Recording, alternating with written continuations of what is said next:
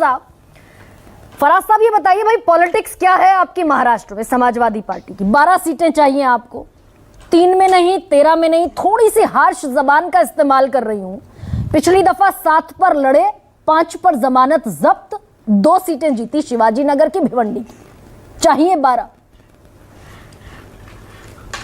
गरिमा जी, आपने हरियाणा इलेक्शन जब शुरू होने वाले थे तो आदरणीय अखिलेश यादव जी का एक स्टेटमेंट, पता नहीं मुझे आपने सुना कि नहीं सुना, हरियाणा में जब यह तय हुआ कि समाजवादी पार्टी वहां इलेक्शन नहीं लड़ेगी तो आदरणीय अखिलेश यादव जी ने कहा कि इंपॉर्टेंट यह है कि भारतीय जनता पार्टी की जो जन विरोधी सरकार है उसको हराया जाए।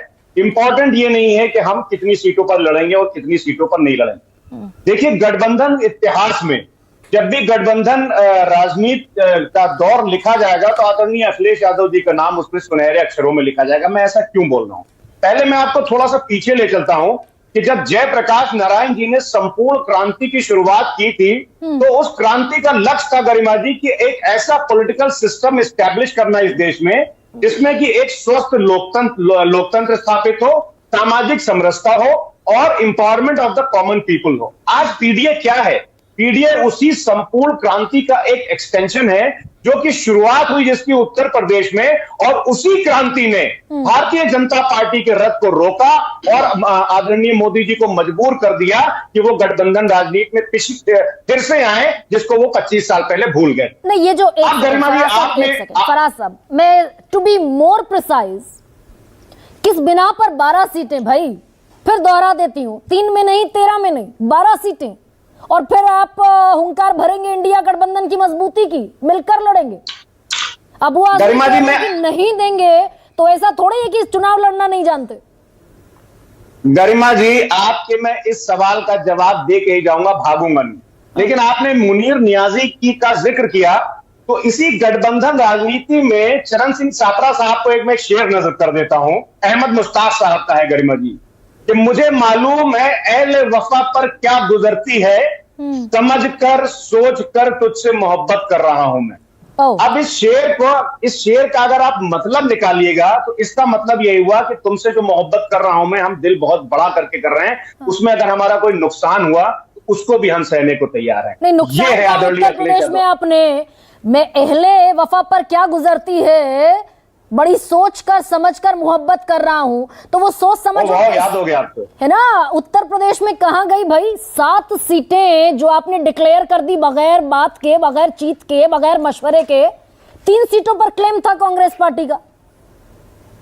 गरिमा जी, आप क्या 2024 का इलेक्शन भूल गई कि जिसमें समाजवादी पार्टी ने और आदरणीय राष्ट्रीय अध्यक्ष जी ने कितना बड़ा दिल दिखाया और कांग्रेस ने 17 सीटों पर चुनाव लड़ा और कांग्रेस की उत्तर प्रदेश में 2 एमएलए और 6 एमपी अगर हुए तो इंडिया गठबंधन की बदौलत हुए। बताइए हुए कि नहीं हुए? दूसरी बात गठबंधन राजनीति की मैं फिर से बात कर रहा हूं। 2017 में कांग्रेस का वोट शेयर उत्तर प्रदेश में क्या था, लेकिन फिर भी 2017 में जब हमने गठबंधन किया तो 100 से ज्यादा कांग्रेस को हमने सीटें लड़ने। 2019 में बीएसपी के साथ हमने गठबंधन किया। अब ठीक है फराज भाई, अब ठीक है फराज साहब, ये बताइए 44 सीटें कांग्रेस की हैं महाराष्ट्र में, 2 सीटें समाजवादी पार्टी की हैं, 5 पर जमानत जब्त है आपकी, 12 सीटें क्लेम कर रहे हैं कि 12 सीटें दे दो और 30 पर हमारे 30 प्रभाव वाली सीटें हैं। ये क्या पॉलिटिक्स है ना जरा? गरिमा जी, देखिए, जब भी कोई गठबंधन होता है तो ठीक है, वहां पर अगर हमारी 7 सीटों पर जमानत जब्त हुई, लेकिन हम और कांग्रेस मिल करके जब उत्तर प्रदेश में लड़े तो उससे पहले उत्तर प्रदेश के जो विधानसभा के इलेक्शन हुए थे उसमें कितनी सीटों पर कांग्रेस की जमानत जब्त हुई? बात ये नहीं है कि कांग्रेस की जमानत जब्त हुई या हमारी जमानत जब्त हुई, बड़ा ऑब्जेक्टिव ये है कि मोदी जी के रथ को रोकना है। अब आप देखिए गरिमा जी कि जब कर्नाटका का इलेक्शन हो रहा था और वहां पर कांग्रेस जीती, उसके बाद में मुझे लगता है कि हम एक अच्छे दोस्त हैं, अच्छे दोस्त में एक हेल्दी डिस्कशन भी आता है। उसके बाद में छत्तीसगढ़ और मध्य प्रदेश की जीती हुई बाजी हार गई कांग्रेस। क्यों? क्योंकि गठबंधन धर्म का ठीक से वहां पर निर्वहन नहीं हुआ। उसके बाद में फिर समझ में आया और उसके बाद में 2024 में फिर गठबंधन हुआ और भारतीय जनता पार्टी को हम घुटने पर ले आए। लेकिन फिर से हरियाणा में क्या हुआ? तो गरिमा जी, हमको ये देखना पड़ेगा कि गठबंधन धर्म आज अगर हम निभाएंगे तो भारतीय जनता पार्टी के रथ को हम रोक सकेंगे। दूसरी बात, तो पहले से सुनिए ना भाई, बातचीत करते, सलाह मशवरा करते, तब अखिलेश यादव रैलियों के लिए निकलते।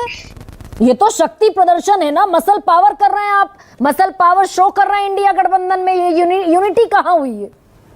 ऐसा कुछ नहीं है। देखिए, फिर से मैं 2024 के इलेक्शन पे जाऊंगा। 2024 के इलेक्शन से पहले समाजवादी पार्टी 80 की 80 सीटों पर तैयारी कर रही थी कि नहीं कर रही थी? आप ही के शो में आप लोग हमसे पूछते थे कि आप तो 80 की 80 सीटों पर तैयारी कर रहे हैं। तो जो 17 सीटों पर हमने तैयारी की, ना, बिल्कुल नहीं। आप जयंत चौधरी तब साथ थे भाई आपके, आरएलडी को भी सीटें देते आप। गरिमा, वही मैं बोल रहा हूं। जयंत चौधरी आपके साथ, खैर वो डेविएशन हो जाएगा।